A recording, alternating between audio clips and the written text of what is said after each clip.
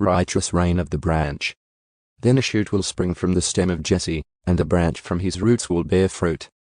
The Spirit of the Lord will rest on him, the Spirit of wisdom and understanding, the Spirit of counsel and strength, the Spirit of knowledge and the fear of the Lord. And he will delight in the fear of the Lord, and he will not judge by what his eyes see, nor make decisions by what his ears hear. But with righteousness he will judge the poor, and decide with fairness for the humble of the earth. And he will strike the earth with the rod of his mouth, and with the breath of his lips he will slay the wicked. Also righteousness will be the belt around his hips, and faithfulness the belt around his waist. And the wolf will dwell with the lamb, and the leopard will lie down with the young goat, and the calf and the young lion and the fattened steer will be together. And a little boy will lead them.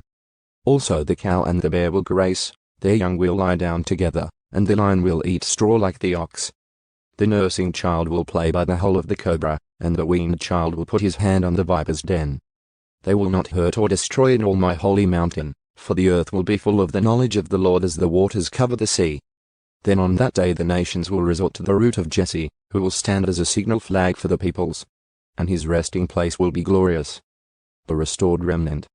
Then it will happen on that day that the Lord will again recover with his hand the second time the remnant of his people who will remain, from Assyria, Egypt, Pathros, Cush, Elam, Shinar, Hamath, and from the islands of the sea.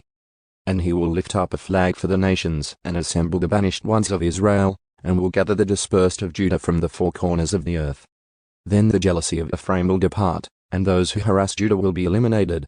Ephraim will not be jealous of Judah, and Judah will not harass Ephraim. They will swoop down on the slopes of the Philistines on the west.